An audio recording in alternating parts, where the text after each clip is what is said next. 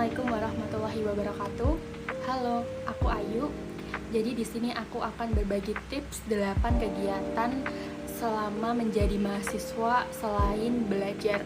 Jadi menurut aku kehidupan mahasiswa itu nggak cuma hanya belajar atau akademis aja, tapi ada banyak hal lain yang bisa kita dapatkan untuk mengupgrade diri dan tentunya untuk mengembangkan potensi yang kita miliki. Kenyataannya di dunia kerja itu yang dibutuhin nggak cuman hanya akademis aja, tapi skill-skill yang lain itu justru diperlukan di dalam dunia kerja. Jadi saat kuliahlah itu adalah saat yang tepat untuk mengembangkan potensi dan skill-skill untuk persiapan di dunia kerja nanti. Di video kali ini aku akan berbagi tips tentang hal-hal yang bisa kita lakuin selama menjadi mahasiswa selain belajar, dan tentunya itu hal-hal yang bermanfaat untuk menunjang karir kita di masa depan. Semua yang aku ceritain ini berdasarkan pengalaman dan riset yang aku dapatkan, entah itu dari magang, kerja, ataupun mengikuti organisasi. So, let's start the video. Yang pertama yaitu mengikuti bootcamp. Jadi menurut aku sendiri, bootcamp adalah hal yang paling bermanfaat. Memang terbilang mahal dengan harganya, tapi ada juga bootcamp yang terbilang murah, bahkan ada yang gratis gitu. Jadi bootcamp sendiri itu mengajarkan hard skill, ada juga yang soft skill, tapi dari aku sendiri biasanya mengikuti hard skill dari bootcamp tersebut. Jadi pengalaman dari aku sendiri, aku pernah mengikuti bootcamp tentang pelatihan Canva. Dan untuk kedepannya aku mau mengikuti bootcamp tentang product management, dan itu belajar tentang bagaimana menjadi product manager yang diajarkan dari nol, dapat sertifikat juga, kemudian gratis juga. Jadi ini tuh bisa menunjang karir kita di masa depan untuk kalian yang suka nih belajar tentang skill digital, terutama skill digital marketing. Jadi cari-cari info aja tentang bootcamp. Bahkan banyak sekali sekarang bootcamp yang gratis gitu. Yang kedua, mengikuti seminar atau webinar. Nah, dari menurut aku sendiri, sertifikat dari seminar itu doesn't matter atau nggak terlalu penting. Tapi yang lebih penting adalah ilmu atau motivasi dari speaker atau narasumber tersebut.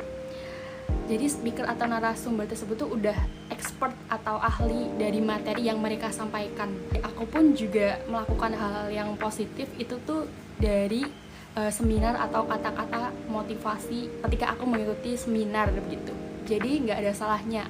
Kan kebanyakan juga seminar atau webinar itu diselenggarakan ketika weekend ya, jadi bisa mengikuti waktu kegabutanku gitu. Silahkan buat kalian yang suka nih kayak menyerap ilmu atau pengen menambah wawasan, bisa mengikuti webinar atau seminar. Kan kebanyakan juga gratis ya kan, jadi nggak ada ruginya ketika kita untuk mengikuti webinar atau seminar yang itu tuh bisa menambah ilmu pada diri kita. Yang ketiga, mengikuti kegiatan sosial atau volunteer. Dari pengalaman pribadi aku sendiri, aku pernah mengikuti volunteer itu di semester pertama. Kalau kegiatan sosial ini tuh emang nggak dibayar, tapi ada bahkan yang kegiatan ini tuh dibiayain dari tiketnya pergi ke suatu tempat untuk menjadi volunteer di sana. Kegiatan sosial ini tuh which mean kita mendapatkan pahala, dan juga kita diajarkan untuk bagaimana caranya menghargai seseorang, menghargai apapun latar belakangnya. Dan ini tuh menurut aku juga pengalaman yang sangat berharga banget, karena kita bisa bertemu dengan orang-orang yang belum pernah kita temuin di lingkungan kita gitu. Yang keempat, rajin berburu info beasiswa. Aku tipe orang juga yang suka cari info beasiswa.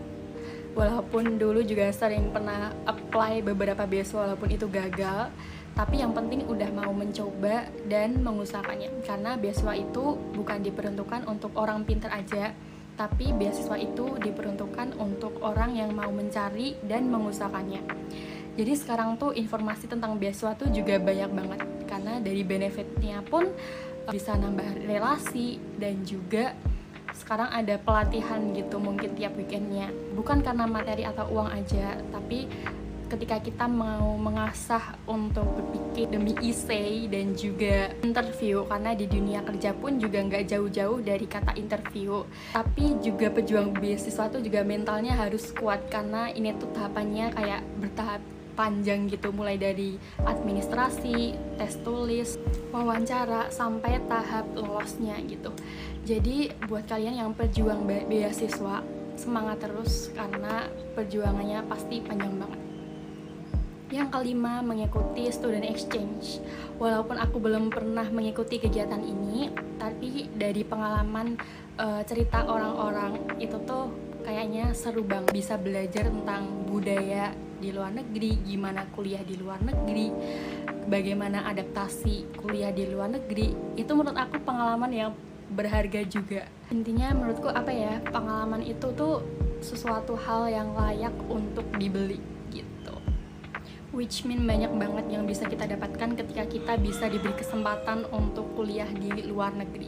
Buat kalian yang tertarik dengan student exchange, bisa kalian manfaatkan untuk program tersebut di kampus kalian. Yang keenam, kalian bisa mengikuti kepanitiaan atau organisasi.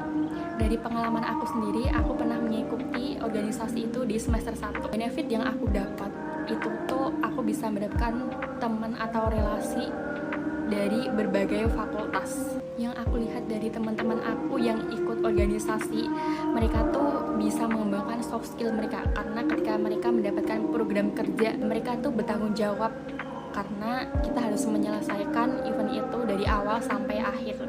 Jadi kerja dalam tim itu bakal bisa bermanfaat untuk di dunia kerja nanti.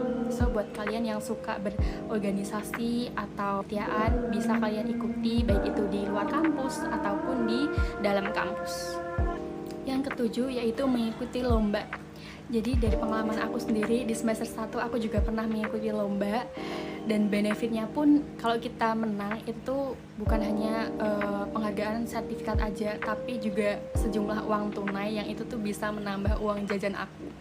Jadi buat kalian yang suka mencari tambahan uang jajan ataupun pengen lomba sambil belajar gitu, sekarang juga di sosial media itu banyak banget info-info lomba gitu, baik itu dari kampus lain ataupun di institusi gitu. Jadi buat kalian pejuang lomba, semangat. Yang kedelapan yaitu menambah penghasilan.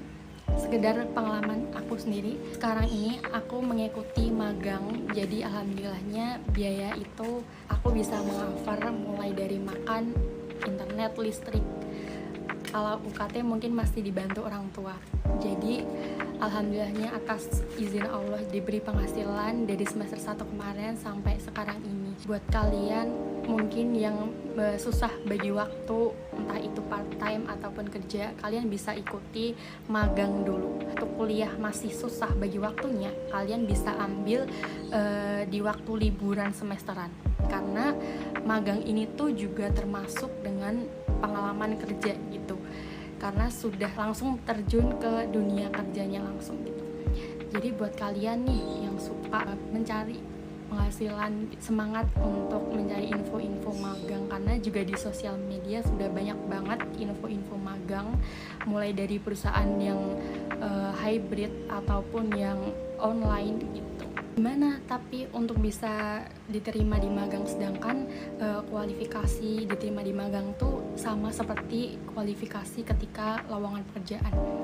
Kembali ke awal tadi, kita bisa ikuti lomba ataupun bootcamp yang gratis tadi. Pasti HRD internship juga bakal paham, karena mahasiswa itu wajar banget kalau belum punya pengalaman pekerjaan. Jadi buat kalian kayak semangat aja untuk belajar hal-hal baru. Well, itu aja 8 tips buat kalian untuk mengisi kegiatan selain belajar. Bisa mengikuti magang, volunteer, atau organisasi, atau lomba. Jadi lakuin aja hal-hal positif untuk masa sekarang, karena bisa jadi apa yang kita lakuin sekarang itu bisa berdampak untuk masa depan kita. Jadi nggak ada salahnya kita untuk mempersiapkan karir, bukan ketika kita udah lulus nanti, tapi dari sekarang. biar kita tuh tahu dunia kerja tuh gimana, lebih siap ketika dapat kerja nanti. So itu aja video dari aku, semoga bisa bermanfaat untuk kalian. Mohon maaf apabila ada kesalahan kata. Cukup sekian dari aku. Wassalamualaikum warahmatullahi wabarakatuh. See you in the next video.